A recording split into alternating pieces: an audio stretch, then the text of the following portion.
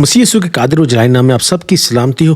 Christmas season का आगाज़ हो चुका है, स्टार्टिंग हो चुकी है और लोग क्रिसमस सीज़न में बड़े एक्साइटेड होते हैं। बहुत सारे तोहफे लिए जाते हैं और बहुत सारी शॉपिंग की जाती है, बहुत सारे खाने पकते हैं और एक दूसरे को विज़िट किया जाता है और एक बड़े जश्न का माहौल होता है, बड़ी बड़ी खुशी का माहौल होता है, जो कि एक बड़ी अच्छी बात है, बड़ी खूबसूरत बात है।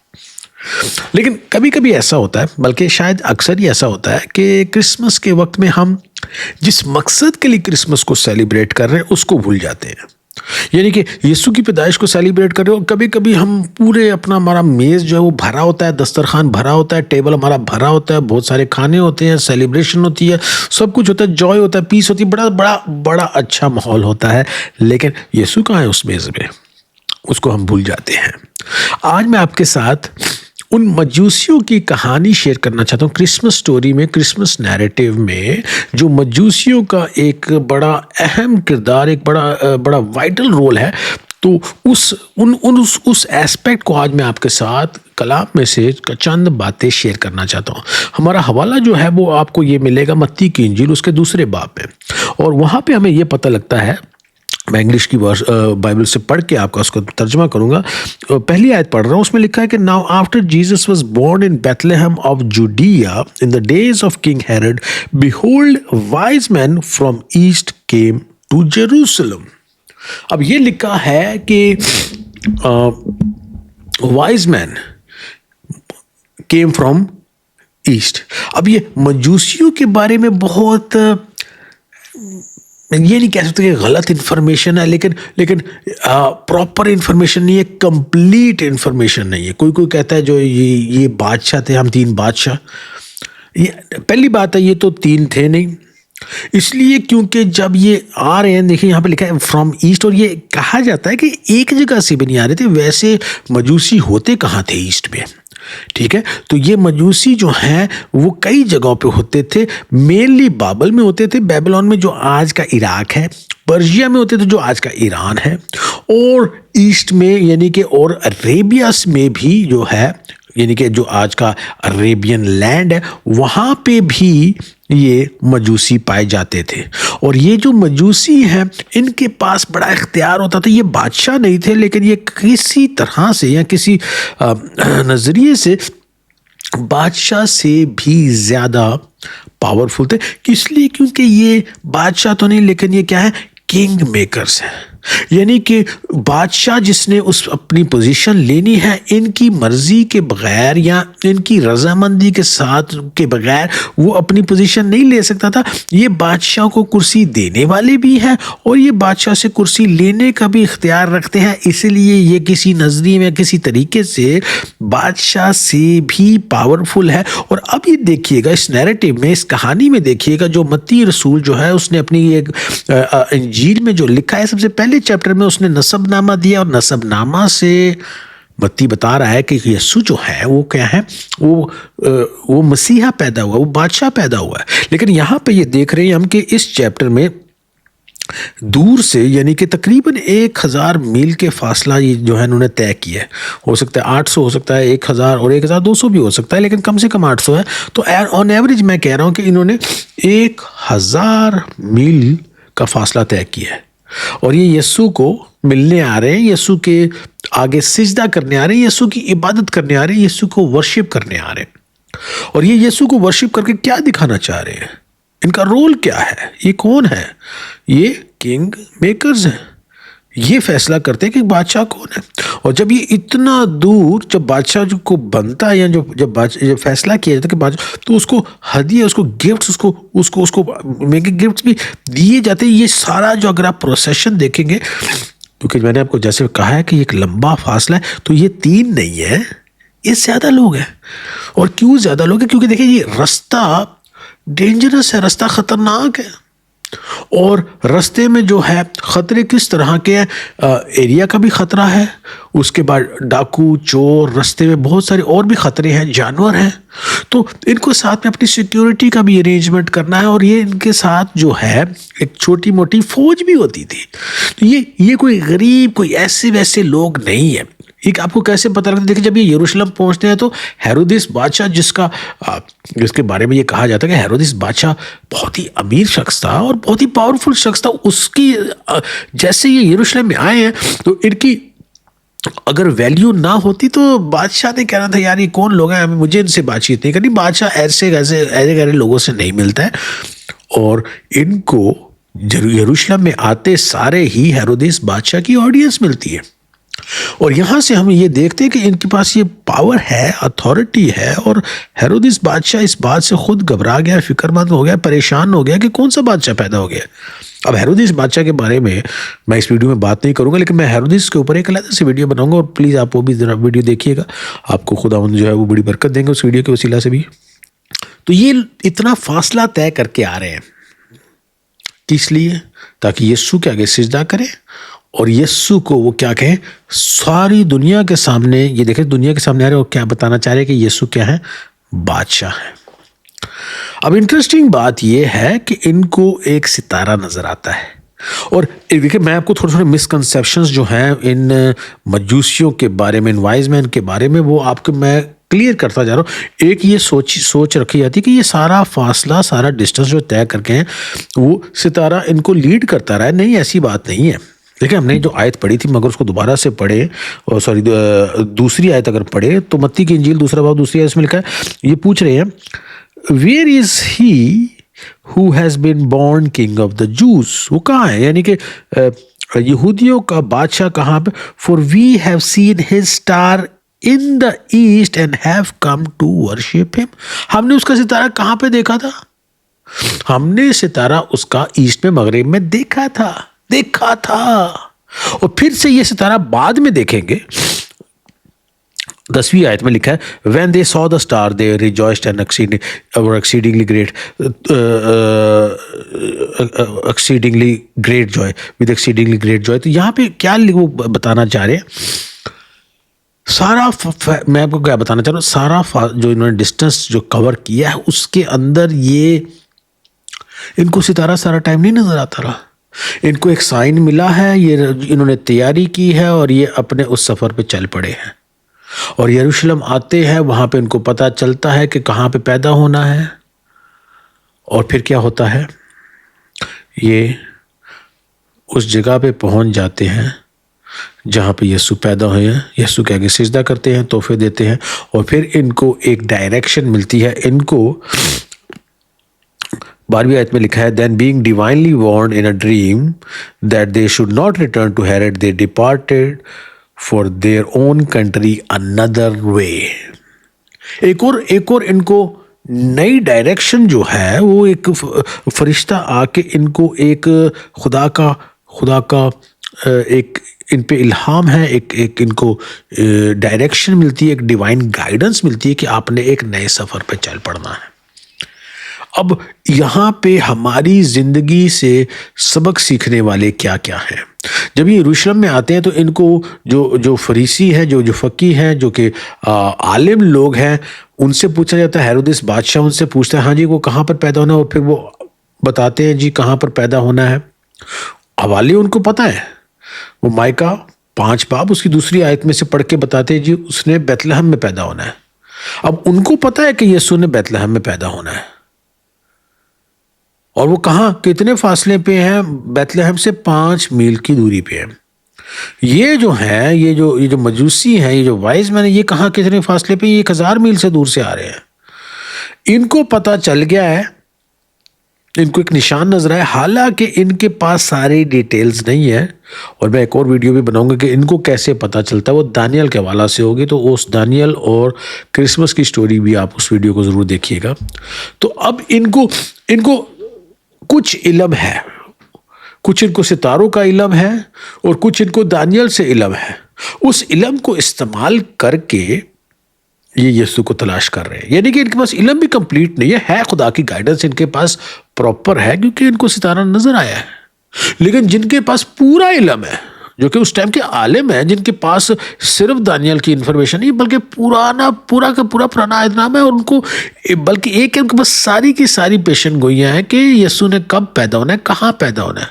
इनके पास कुछ इल्म है और ये आउटसाइडर हैं, ये गैर यहूदी हैं, इनकी ये इब्राहिम की नस्ल नहीं है, इनके पास खुदा का कलाम उस तरह से नाजिल नहीं हुआ, हालांकि इनके पास भी खुदा का फजल, खुदा का रहम, खुदा की गाइडेंस है, लेकिन ये खुदा के चुने हुए लोग नहीं है। लेकिन फिर भी ये बाहर वाले होते हुए भी यीशु की तलाश में निकल पड़ते हैं और यीशु को पा भी लेते हैं। लेकिन जो कि घर के लोग हैं, जो कि हैकल के लोग हैं, जो कि जिनके पास पूरा नॉलेज है, वो क्या है, उन्होंने वो 5 मील का जो फासला है वो तय करने की इनके पास एनर्जी नहीं है, इनके पास टेंशन नहीं, इनको परवाह। ये पता किस चीज़ में मशगूल थे?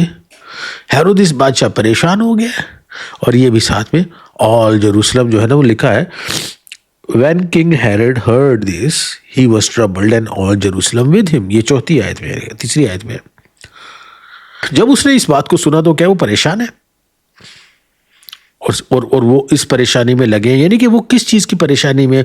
वो पावर, वो पोजीशन, वो उन चीज़ों की परेशानी में, दुनियावी चीज़ों में है।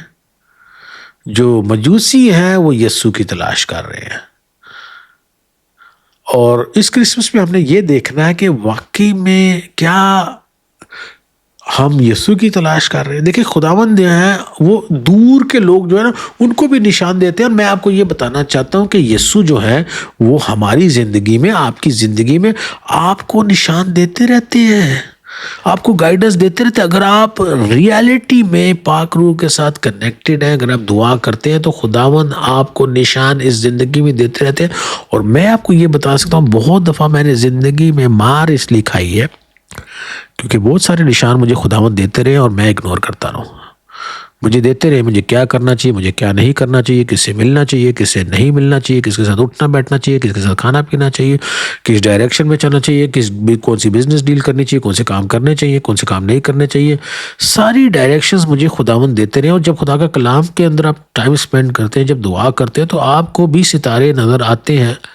सितारे का मतलब ये नहीं कि फिजिकल सितारे नजर आते हैं, सितारे का मतलब ये कि सितारा जो है वो रोशनी देने वाला, आपके ऊपर भी रोशनी नाजिल होती है, आपके ऊपर भी यीशु जो है वो आपकी ज़िंदगी में आगे आपके साथ हम कलाम होते हैं। लेकिन हम ना वो हम फ़कीह फरीसियम जो आलिम थे, जो कि रूहानी लीडर थे, उनकी तरह क्या है कि हम अपनी चीज़ों में मशगूल हैं, इस दुनिया में अपनी चीज़ों में, अपने कामों में, अपनी बातों में मशगूल है। हमारे पास टाइम नहीं है कि हम यीशु की आवाज़ को सुन के, उस रोशनी को हासिल करके, उस निशान को हासिल करके, उस डिस्टेंस पे वो जो सफ़र है उसको तय कर पाए। अच्छा, तो ऐसा क्यों है?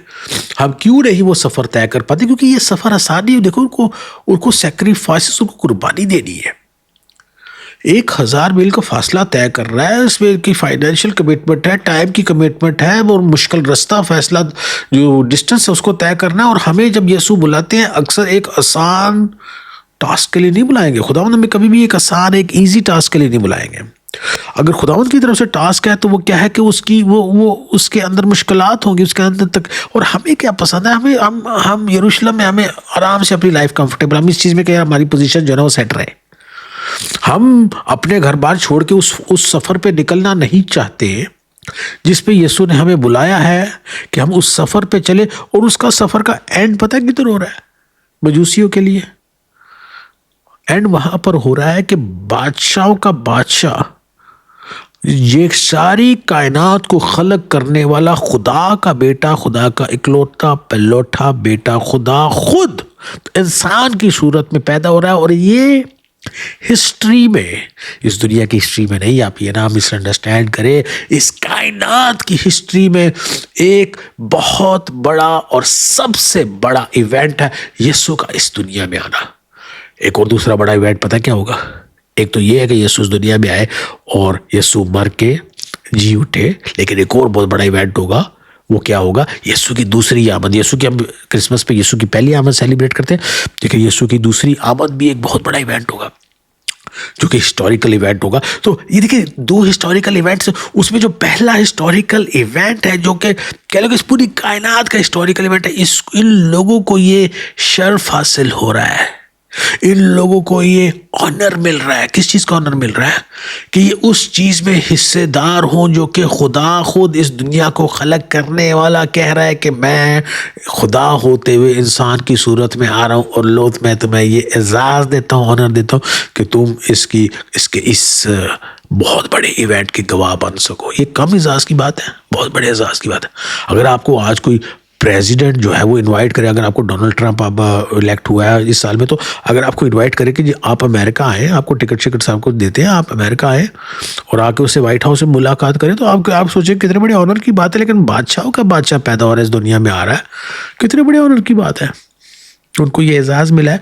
और जब वो आए हैं यीशु के पास तो वो खाली हाथ नहीं आए, एक मुश्किल सफ़र तय करके आए हैं, लेकिन खाली हाथ नहीं है। और जब आए हैं उन्होंने कीमती तोहफे दिए।